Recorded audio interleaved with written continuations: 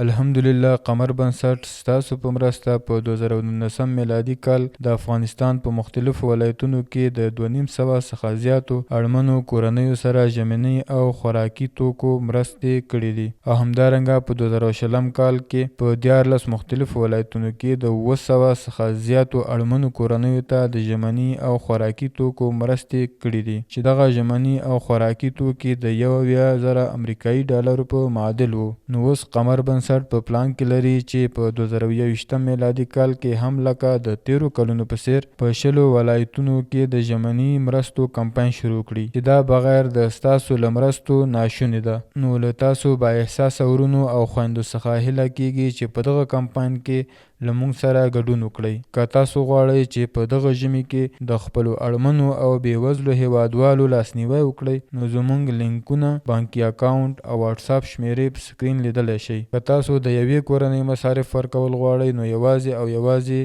90 امریکایي ډالر کیږي. جزاک الله خیرا.